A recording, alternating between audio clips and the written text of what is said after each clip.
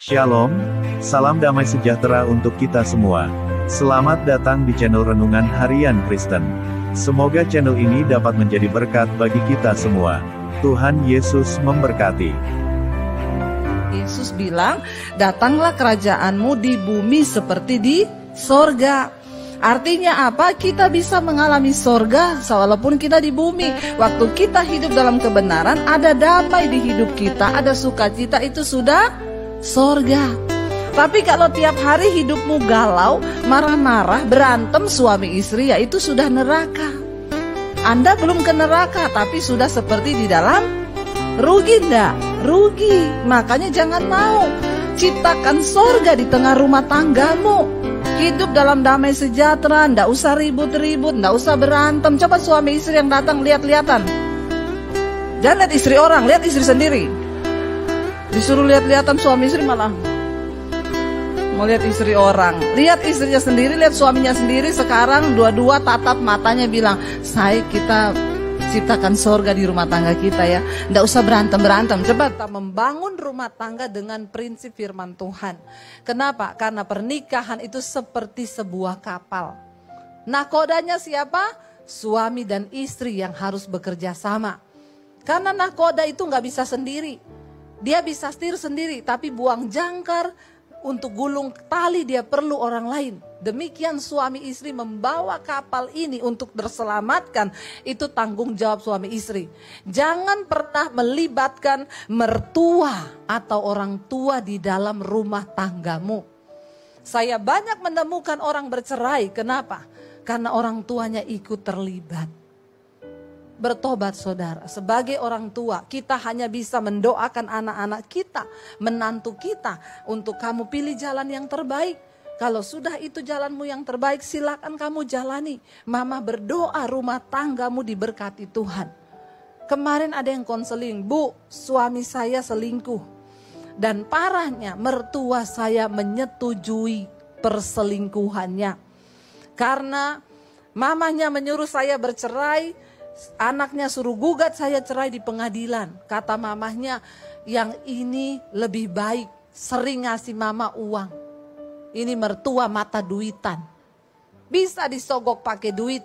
Kenapa? Karena menurut dia yang baik itu cuma yang kasih uang. Lalu akhirnya dia mendukung perceraian anaknya. Makanya saya selalu bilang sebagai suami, engkau juga jangan bawa-bawa makmu dalam pernikahanmu. Apalagi ngomong ke istrinya, mama saya tuh ngomong loh, kamu itu harusnya begini.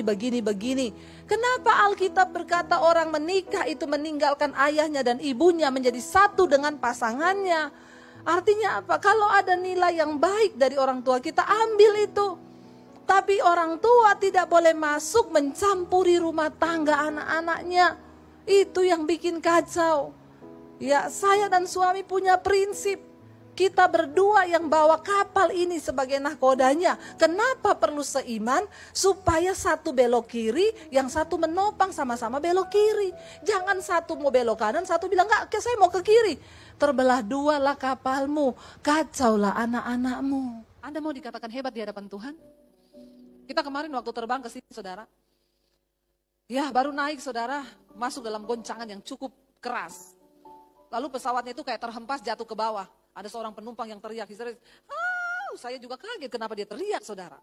Ya, memang menegangkan sih, tapi saya sudah terlatih. Kenapa? Setiap kali, udahlah kita naik pesawat itu sudah percaya hidup mati di tangan Tuhan. Kalau mau mati nggak usah tunggu jatuh dari pesawat, di kamar mandi kepleset juga bisa mati. Mati hidup itu di tangan Tuhan. Saya sudah terbiasa saudara, setiap kali naik pesawat ada badai, saya pasti nyanyi. Nyanyi saya, satu kali waktu kita terbang ke Solo dengan suami, saya udah lihat nih awan gelap sekali. Jam 3 sore dari Jakarta, saya bilang sama suami saya, mereka naik gak ini ya pesawatnya? Suami saya bilang mereka lebih tahu lah naik atau tidak. Waduh kayaknya ya awannya kayak begini, suami saya bilang ya pasrahkan aja. Bener saudara, lagi mendung gelap, hujan mulai turun, baru mulai turun kita disuruh masuk ke pesawat. Akhirnya pesawatnya take off. Benar saja waktu dia take off mulai tembus awan yang pertama, kita masuk dalam goncangan saudara. Dan itu goncangan tidak 1 menit, 2 menit. Di dalam goncangan itu ya 1 menit aja terasa 30 tahun. Bener gak? Kita masuk dalam awan, saudara bayangkan jam 3 sore, saya lihat di jendela, gelap gulita, nggak ada cahaya. Yang ada itu petir menyambar-nyambar.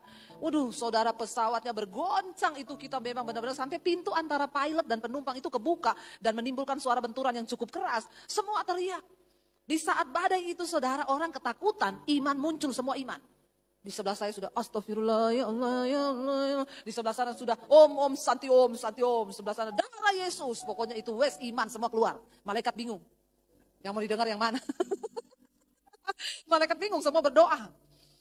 Saya takut, saudara, saya pegang tangan suami saya kenceng-kenceng. Saya bilang, "Say, apa yang terjadi ini? Kita masih punya anak kecil." Suami saya itu orangnya cukup tenang, saudara. Tenang sekali dia karena memang flegma, hijau ya. Cocok ketemu saya yang merah ya. Dia tenang, dia bilang, tenang saja, tenang. Kita berpegangan tangan. Saya nggak bisa tenang. Aduh saudara, 10 menit lewat masih tergoncang terus. Saya bilang, ini lama sekali loh. Penerbangan ke Solo itu kan cuma 45 menit. Ini kita tergoncang sampai akhirnya saudara, pesawatnya terlempar ke bawah. Itu benar-benar jatuh. Saya bilang, Tuhan, anak-anakku masih kecil. Kalau saat ini kami mati, Tuhan tanggung jawab anak-anakku, Tuhan. Berarti tugasku sudah selesai. Karena pesawatnya terhempas ke bawah. Saya ketakutan, saya juga teriak, dalam Yesus, dalam nama Yesus. Tiba-tiba Roh Kudus itu berkata di hati saya lembut sekali. Ketenangan sejati itu ada di tengah badai. Saya tersentak dengan kalimat itu. Lalu Roh Kudus mulai menuntun saya nyanyi. Karena ketenangan sejati bisa engkau rasakan ketika engkau berada di tengah badai. Kalau orang hidupnya lagi baik-baik saja, dia tenang, itu biasa, orang dunia juga begitu. Kalau uangmu lagi banyak, engkau tenang, itu biasa, orang dunia juga begitu. Usahamu lagi bagus, engkau tenang, engkau sukacita, itu biasa, orang dunia juga gak kenal Tuhan begitu. Kalau rumah tanggamu lagi baik, engkau bersukacita, itu biasa, orang dunia juga begitu. Tapi ketika engkau sedang ada dalam tekanan, goncangan, badai yang hebat, tapi engkau tenang, itu Tuhan. Itu Tuhan, saudara. Itu Tuhan. Lalu pesawatnya tidak berhenti bergoncang. Saya nyanyi lagu ini. Di saat badai bergelora, ku akan tenang bersamamu. Bapa kau Raja atas semesta, ku tenang sebab kau Allahku. Makin bergoncang, saya makin kencang. Di saat badai bergelora, ku akan tenang bersamamu. Bapa kau Raja atas semesta, ku tenang sebab kau Allahku. Saya terus nyanyi, saudara. Badainya belum berhenti, masih terus pesawat itu bergoncang. Di atas udara siapa yang mau tolong? Sudah tinggal tangan Tuhan saja. Saya nyanyi. Di saat semua orang ketakutan masih berteriak. Waktu pesawat itu terhempas ke bawah, saya cuma bilang, Tuhan, ada malaikat-Mu yang menyertai kami. Kalau belum saatnya saya mati, maka malaikat Tuhan akan bekerja. Tiba-tiba saudara, pesawat itu kayak didorong naik. Lalu dia menembus awan terang benderang. Cahaya matahari begitu silau, saya lihat di jendela. Tidak ada angin, tidak ada badai, begitu tenang. Semua orang menarik napas. Waktu turun di toilet, semua antri toilet kan? Di bandara, saya sambil nyanyi-nyanyi. Di saat badai bergelora.